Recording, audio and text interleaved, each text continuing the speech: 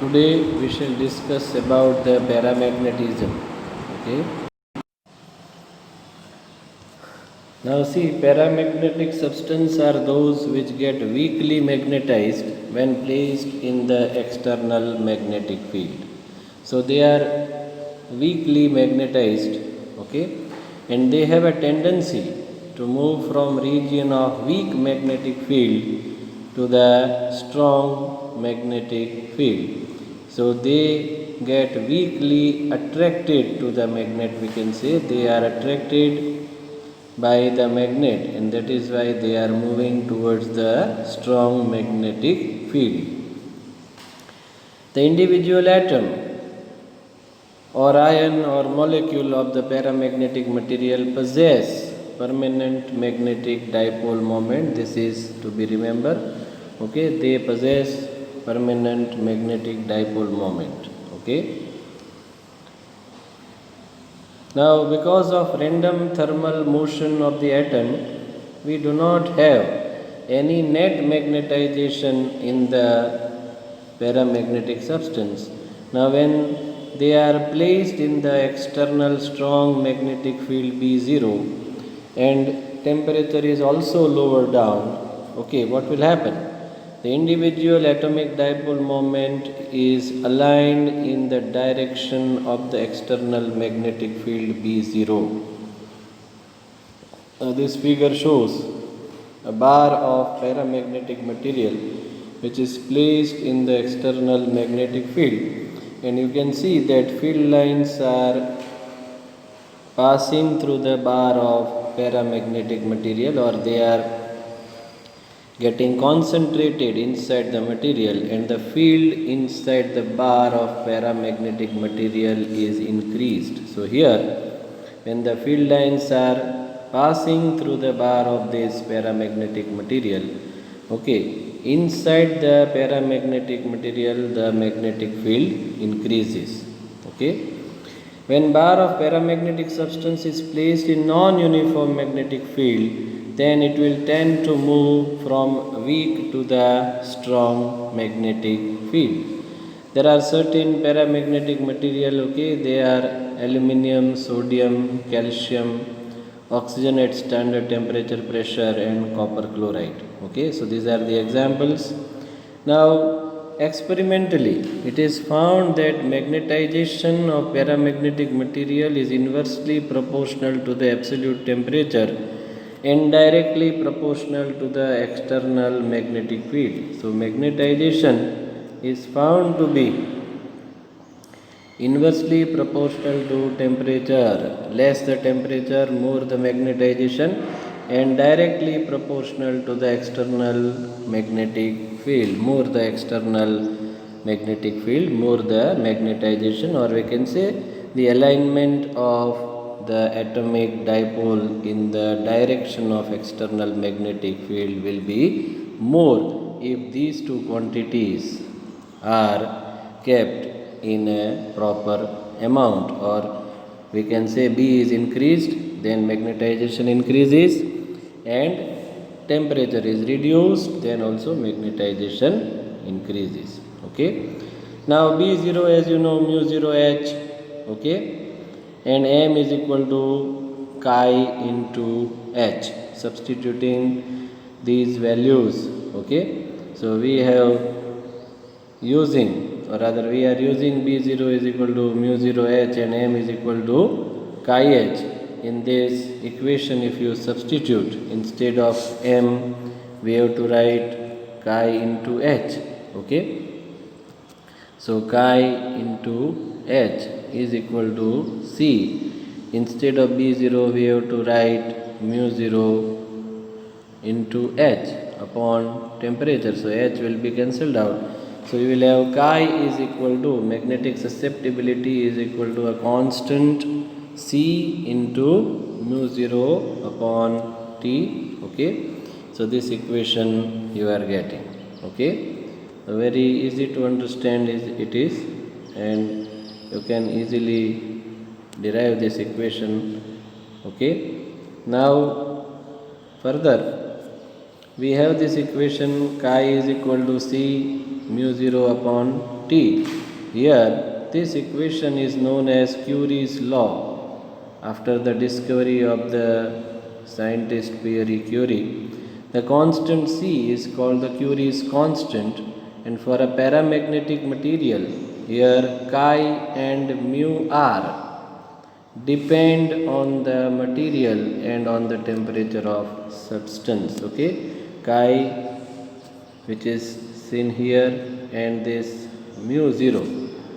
Okay, now as you know, mu r can be found, mu r is equal to mu 0 into mu 0 upon mu, rather mu upon mu 0. Okay, mu r can be written as, okay, mu r can be written as mu upon mu 0. Okay, so relative permeability is the permeability of the substance upon permeability of vacuum. So mu r, which is relative permeability, that depends on the temperature of the sample. How the relative permeability, what is the susceptibility, that depends on temperature. How the magnetic substance, that is paramagnetic substance, is susceptible or it is more responding towards the external magnetic field. Okay, now from this equation, which we have already written, m is equal to c b0 upon t. Okay, as the field is increased, the temperature and the temperature is lowered, the magnetization increases until it reaches to the saturation value. Up to a certain limit only the magnetization can be increased. You can see from this sentence. You go on increasing the value of B0, go on reducing the value of temperature, more and more magnetization is obtained. That is correct, but up to a maximum limit. Then after that, if you go on increasing the magnetic field or lower down the temperature, it does not have any effect on the paramagnetic substance. So that value which you are getting a maximum magnetization, then that is called the saturation magnetization. Okay, at this point all the dipoles are perfectly aligned with the field. All the dipoles which are there within the paramagnetic substance will align in the direction of magnetic field. Beyond this, now Curie's law, that is equation 1, is no longer valid. Okay, so this equation is valid up to a certain point. Okay, up to a certain point means a saturation magnetization is obtained. Up to that it is valid, then afterwards it is not valid. Okay, now we have ferromagnetism. Okay, now in this, ferromagnetic substances are those which get strongly magnetized when placed in the external magnetic field.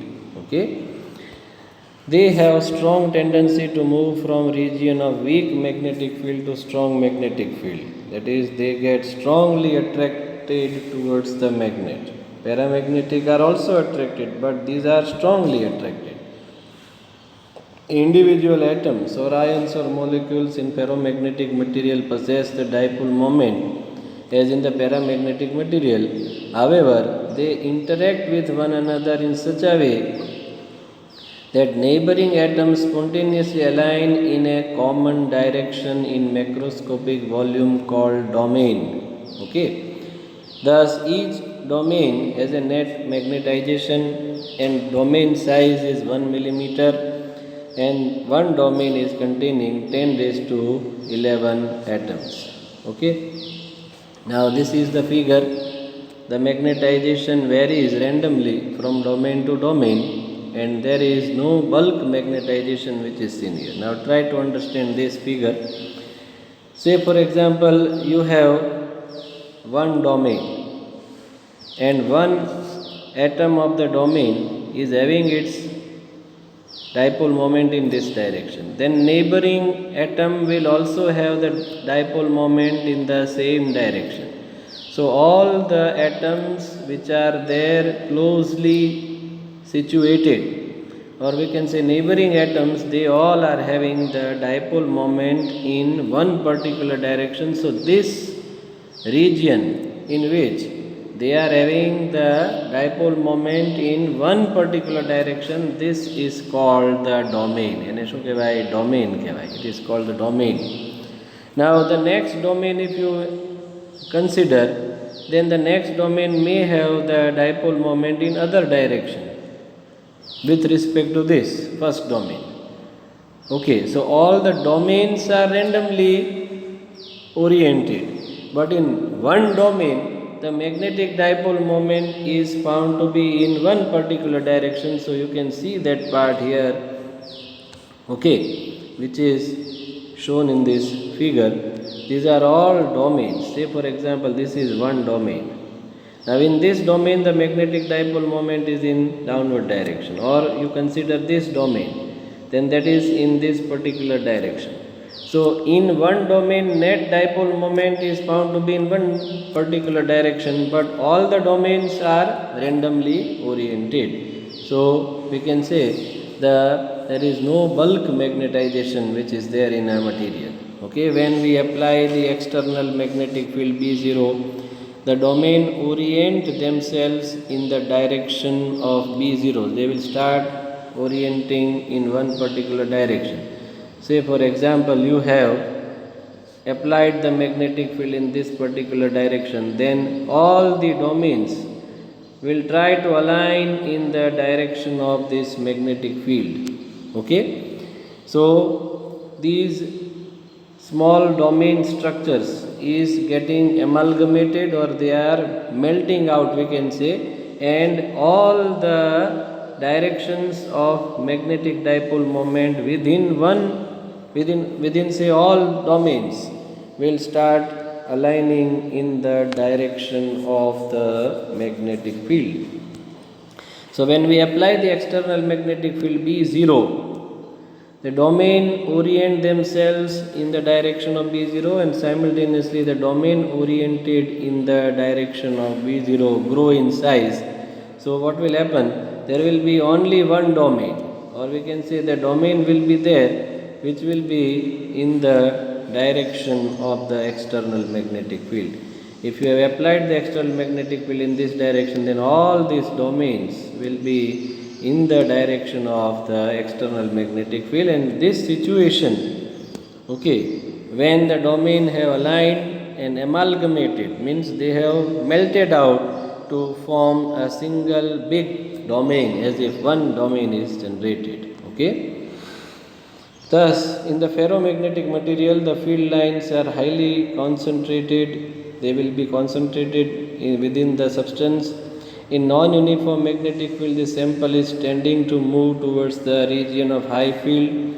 When the external field is removed, then in some ferromagnetic material the magnetization remains as it is. They will not align in random direction very fast. This alignment which is thin, that alignment remains for some time. They will not lose the magnetization. If external magnetic field is removed, say this is stopped, then also this alignment persists, or it remains within the substance. Okay, such materials are called the hard magnetic material or hard ferromagnetic substance. Alnico, that is an alloy of aluminum, nickel, cobalt and copper, is such a material which is a hard ferromagnetic substance. Naturally occurring ferromagnetic substance is a lodestone, okay, which can be used for making the permanent magnet. Okay, like compass needle or whatever you want to make, then there must be a permanent magnet which must be made from the hard ferromagnetic substance. On the other hand, there are some ferromagnetic materials in which the magnetization disappears on removal of the external field. Say for example, if there is a class, a good class, say for example, teacher comes, teaches, okay, and if he completes his class, then his effect remains for some time and the class is continuously studying, then we can say it is a hard ferromagnetic. Its effect remains for some time, long time. And if one class is there, teacher goes out and dhamal masti starts, okay, then say this is a soft ferromagnetic, its effect is removed, or we can say effect has gone, disappeared, okay.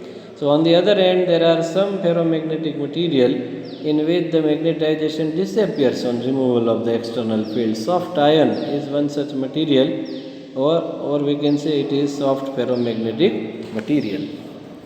Now, the ferromagnetic material are given the names, okay. They are cobalt, nickel, then it is gadolinium, okay. The relative magnetic permeability is more than 1000, okay. The ferromagnetic property depends on temperature. At high enough temperature, a ferromagnet will be converted into paramagnetic substance, or we can say domain structure is disturbed, or it disappears at high temperature, okay. The temperature of transition from ferromagnetic to paramagnetic is called the Curie temperature. Curie temperature is the temperature at which the ferromagnetic substance is transiting, changing its properties of ferromagnetic to paramagnetic, okay. The susceptibility above Curie temperature in the paramagnetic phase is given by this formula, okay. Chi is equal to C upon T minus Tc, okay. This is the equation, okay. Now there is a relationship between the net magnetic field and H, that is N into I, that we shall discuss later.